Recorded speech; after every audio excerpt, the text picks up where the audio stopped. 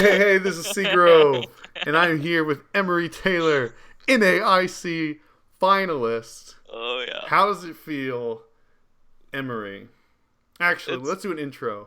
Then okay. we'll do that. I'm sorry about that. All right, Fine. introduce yourself. Give us some of your other accomplishments that some of the viewers may not be as familiar with. Well, hi everyone. My name is Emery Taylor. My other accomplishments include two other Seagrove videos. That's right. Um, and then beyond that, beyond second place at NAIC, I got top 32 at Madison after the Seagrove That's interview right. with Trisha Greens, Seagrove and then boost. I got top 16 at St. Louis Regionals in 2018, I think. So yeah, Nice. this will be the end of my second year as a master. I'm from Minnesota, and I'm a full-time AP student. Yeah, I was noticing like a lot of people have made finals at least on like this year after being on my channel. And so I just came up with the name for it. Yeah, It's called C Booster, right? C Booster. It's a Oh, like G Booster. Yeah, yes. yeah, Okay. I like I'm so cool. that. All right. Cool. So now I forgot the original thing I was going to say. How's it feel? Oh, how does it feel to have been in the finals of like I think the third largest Western tournament ever? Yeah. It was like insane, like I've always dreamed about being on like a Pokemon stream. This is the first time I'd ever been streamed at a tournament beyond like a League Cup. Yeah. And like, I'd always dreamed of like, what I would do if I won on stream and stuff like that, and like all my friends were watching. I think the biggest thing that I don't talk as much about is like, so I won in top four, right? Mm-hmm. And then they were like, okay, we're gonna go to a winners interview. So I went and did my second winners interview because I played all around 12.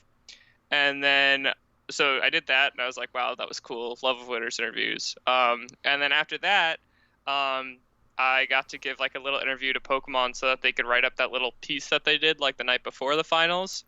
Right. And I got to talk to my good friend Andrew Wambolt for that, which was really cool. Yeah, I saw that. That was a good article. It was But well yeah, written. the quote they had from me about Let Loose was a direct quote. Good.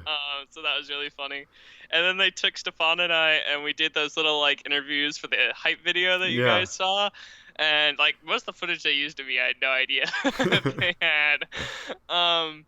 And then they also like, and then they took us to do like hero shots, which we did for like 20 minutes, and they didn't Nice. use any of them. So we were like, I don't quite know, but that was like the most insane thing, like just the celebrity of it all. Like Yeah. I like on my phone, and I had like 35 Facebook Messenger messages after top four. Like I went from like 120 Twitter followers to like almost 530 now. I think you were in the 90s. Oh no, I definitely broke 100. Okay, I definitely maybe broke maybe 100 that was 'cause I made a before tweet. my YouTube video. Yeah, well, no, because like I made a tweet where I was like, "Can I get to 100 followers?" And like 3 people retweeted me, and I still didn't hit 100 followers. And then Okay. it was like 3 weeks after that I got there. So anyway, I was at a very low amount of followers that I did so well.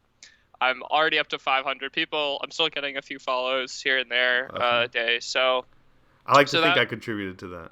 I think you did. Yeah, I got like 10 followers after your video, so There that was you go. good. I meant when I was like follow this guy after Oh you yeah. were in the finals. Oh, that too. Yeah, that Yeah. that also. I like That to was pretty think insane. Yeah. The amount of followers I gained was insane. it is insane. The amount of like Facebook friend requests I've gotten has been insane. Yeah. Although I haven't accepted as many of those. Like I feel like I have like an audience now, which is a little weird, I guess. So, but like the celebrity of both the event Mhm. and playing on stage was like definitely a dream come true, and like one of the Okay. best experiences I've ever had playing Pokemon. So is that do you think the best part? Is it that? Is it the celebrity? Is it the money? Is it the like what do you think is like what was the most exciting like or coolest? the top part. Yeah. Oh, definitely like playing on stream against Stefan. Oh, okay. Like I like he's such an amazing player and such Yeah. a cool guy. He really and, is, like, yeah. I really enjoyed like talking to him. We talked a lot during like not a lot, but we sort of chatted a little bit. We ended up going to dinner at the same place, even though we weren't sitting together like the night before. And like he was just a super gracious opponent, Yeah. like really fun to talk to and stuff. So I really enjoyed like playing against him. He made it really great to be like on that big stage, and like I don't know, it was just it's like something so few players get to do, and Right. so like me being able to be in that position was just something I was like really grateful for. Awesome.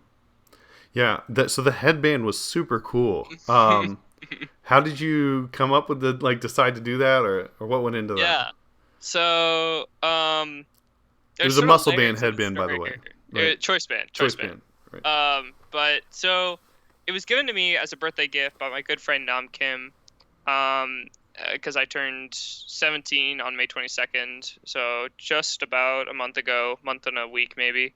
So I got that as a birthday gift, and then I like won a league cup with it, like all the way back in quarter 3, and I was like, haha, look at this, everyone, and everyone was like, this is dope, and I was like, okay, good to know.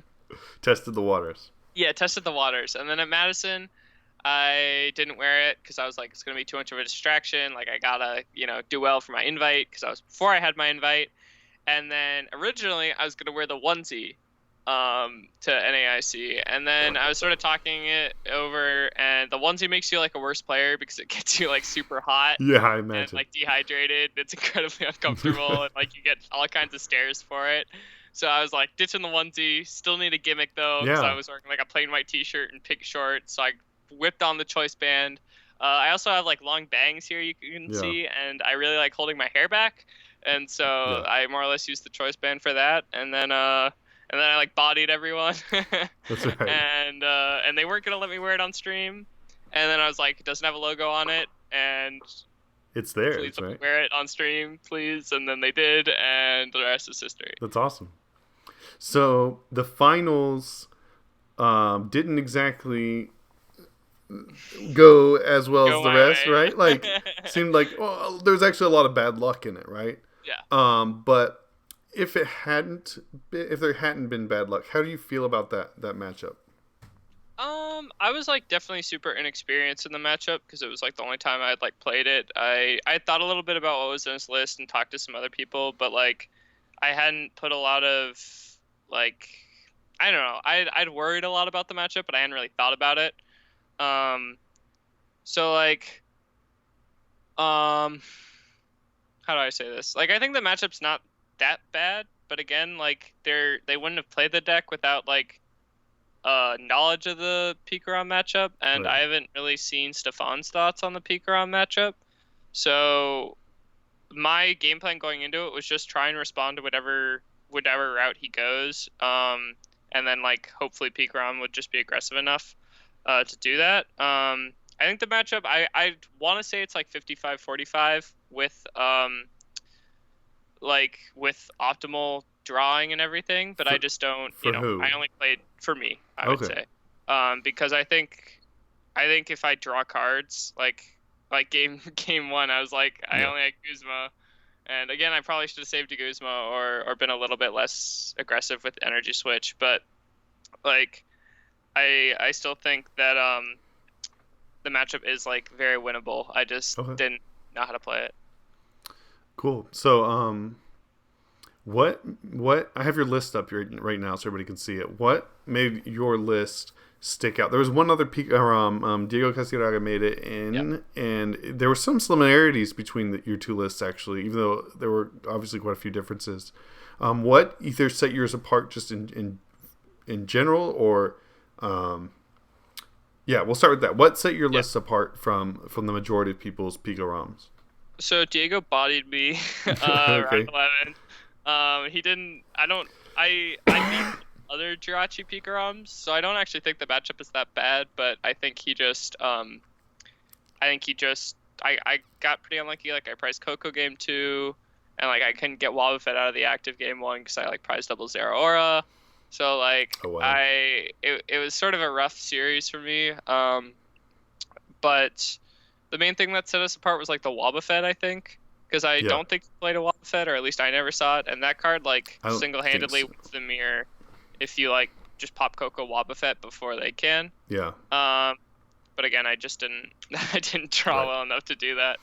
I think also the Raikou, like a lot of obviously DDG played Raikou. I don't know if he did, but it's like super huge in the mirror because either you both play Wobbuffet and Raikou wins you the mirror because you have more acceleration, or you play Wobbuffet and you just win the mirror because they don't have acceleration. Okay. So like I think it's a super Wobbuffet and Raikou definitely won me a lot of games. Reset Hole was also super underrated, because it like helped a lot against Heat Factory and it let me go in really early with like Thunder Mountain and like play with Reckless Abandon. And it made Rescue Stretcher an out to getting rid of stadiums, which let me save my field blowers. So that was also like a really big use. And then beyond that, like obviously Diego ran Jirachi's, and I just went with more Dedenne and Let Loose and Faulkner. He played a couple of the Let Loose as well. And I wonder if that was I don't think everyone was playing 2 Let Loose. I think some of the lists were only playing 1 because Jirachi Engine forces you to put more like basics down, but I don't know because I didn't look at any of their lists. So did you play you played the other Marshadow as well, right? Yeah, the Reset Hole one was just the one I was talking about. Okay, that's the ability. Yeah. Okay, I was like, I don't know that. Okay, cool. Awesome. And then, so obviously you had a pretty long tournament. Why don't you talk to us about some of the highlights? I mean, we mentioned finals, obviously, and you talked about your mirror with Diego. So first highlight that comes immediately to mind was round 12. I don't know if you ever saw or just saw anything about this, but I played Gustavo on stream, who was also playing like a list pretty similar to Diego's, I think, and it was over in like 7 minutes. Like I only played 2 turns of Pokemon, and like he didn't draw very well, but he was a really gracious opponent. So like the combination of like playing the best player, or at least the top ranked player by CP in the world, playing the top ranked player on stream, and then beating him, and like that was the only turn 1 full blitz I think I got of the whole tournament. Wow. Or tag bolt, I guess, whichever one you want to call it. So that was like incredibly hype for me and like a huge moment. And so like that was really big. So that was really good. And then so that was a big highlight. Another big highlight was like seeing all my friends like cheering for me on stream and stuff like that. Yeah. My top 4 match was like a huge highlight because I really enjoyed like I got to know Nathaniel earlier in the day, and then we actually ID'd into cut, and that was like awesome. He was such a cool opponent, such a gracious opponent, and I really enjoyed like talking to him. You could see we were both like joshing the whole time and stuff. And then just meeting like a lot of international people. I got to play 3 world champions day 2. Wow. So I played Diego, Magnus, and Gustavo, who won in seniors, I think, is what I've been told, or juniors maybe. So I had to play 3 in a day in 3 rounds. Very cool. And I played Martine too, who was a top 8. So playing a lot of opponents, playing a lot of really hype matches, and meeting a lot of new people. Cool. So you prepared a lot for this event. You prepared a lot for Madison. Oh, okay. Yeah. I wanted to ask you about the difference in preparation. Do you feel like, well, let's start here. Did you prepare a lot? Or it seems like maybe not. No. I already had my invite going into this event. So I got top 32 at Madison, which put me at like 478 points, I want to say. And then I won 2 League Cups with Pikarom. So that was really my only testing with Pikarom for the event. I played a few games like on Wednesday night with like a Jirachi version. Okay. But I didn't really like it that much. So I sort of threw together the deck at like 11:30 on Thursday. And I was like, I want to play this more than I want to play Reshiram because I think the deck's funny. And then Hunter Butler and Aaron Melissa helped me out with some lists and cards, and it all sort of came together. Awesome. Very cool. So what were some of the tougher matchups that you hit in your tournament? Sure. So I think the 3 worst matchups were, well, the first worst matchup was Weezing. I hit that round 4. And I tied that, luckily. I won like game 2 and then time was called. He did it. I think he instructed for one into Cynthia twice. Nice. And I was like, Okay. but I didn't play Hood or anything, and that was also an issue in top 8 because Preston Ellis played like a 402 Vileplume line. Oh yeah. So I read. so I beat that too. Yeah. And then I played against Martine, who's playing Malmar Ultra Necrozma. And actually, if I had to hit Thunder Mountain in like a 28 card deck, I think, and I think I drew like 12 cards and I didn't hit it. But if I had, I would have won at least one game too. So the matchup is probably like 40-60 or 35-65. Okay. I will say my top 8 match was really silly because I let loose and he started like Melmetal Frying Pan Pass, and I went turn 2 290. And so I was like, yes, I'm so good. Yeah. But that was a really nice. silly moment for sure. Yeah. Very cool. So going forward, what's this deck looking like post rotation? That's a great question. I've played 3 games post rotation with Rukan just before this video is being filmed. Actually, I think my list is really bad right now. Okay. So I need some fixing. Pikarom is like always such a silly deck. Tag Bolt's really good. Ol and Raichu is really good. But the deck is like a little clunky, and playing Custom Catcher makes the deck really clunky too. So I'm not as enthusiastic about playing it as I am pre-rotation. Okay. I definitely will be doing a lot of looking into other decks before I play Pikarom again. And what is your preparation for Worlds looking like for this? So this will be my 4th Worlds, and I'm definitely going to be preparing a lot more than I have in recent years. I've like I said, I just started testing some Pikarom today, and then beyond that, just looking for just reaching out to my friends and saying, like, hey, you have access to Skype testing. Like, let's play some time this week. What days are good for you, what times are good for you, and just sort of working that out. A big part of my testing is just like sending my list around and just saying like, hey, what text do you have for me? What what improvements can you suggest?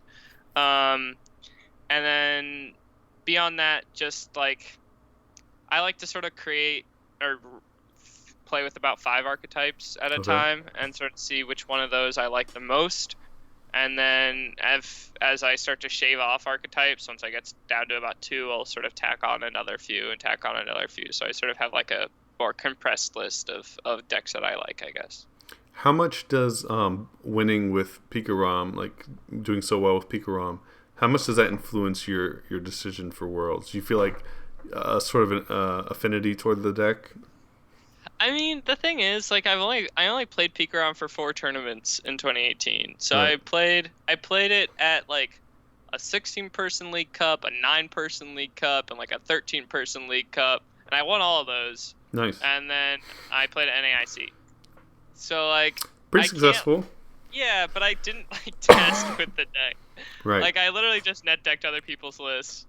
Like both the lists that I won the cups with in quarter 4 were basically based off of like Rahul's list, which is based that I found off of like Will Jenkins' stream. Okay. So like I didn't really like put a lot of work into those lists. Right. And then the same thing was true for quarter 3, where it was more or less like close to the Oceania list, maybe. I think it was Oceania list, and I just played that, and again, it was a small cup, and I won. So, and even my NAIC list wasn't that like it wasn't like I had crafted it for hours and hours. Right. So, well, if you ain't net decking, you ain't trying. Yeah, right. I feel like I do have a certain affinity for it, but I also, it's not like Zoroark or something where I put hundreds of hours into perfecting the deck.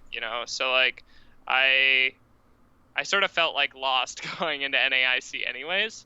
So I sort of feel that same way going into Worlds after playing a few games. Well, it might not be the worst with, with how this turned out.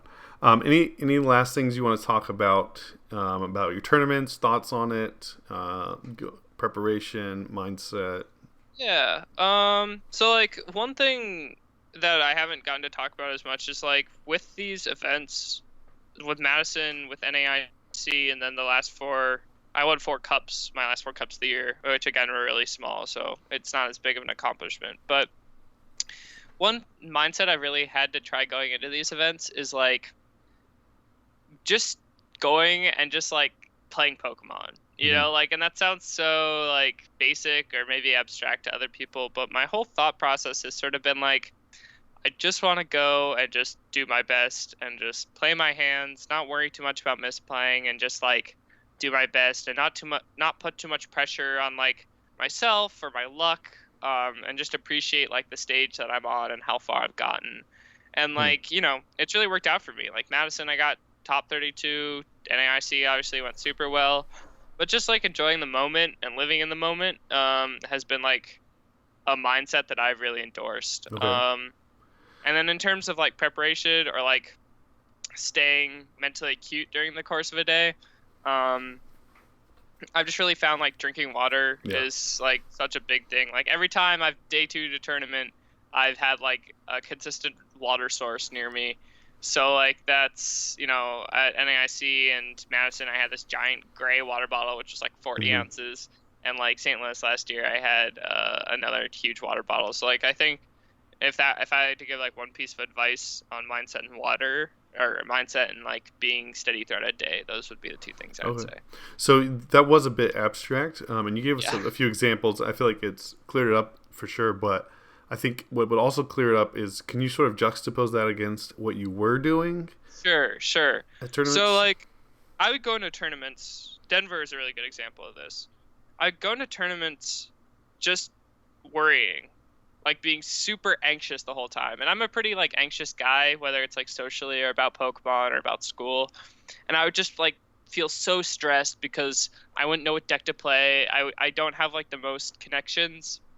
And so I'd be like, I don't know what all the top, all the TDG or all the ARG guys are going to play.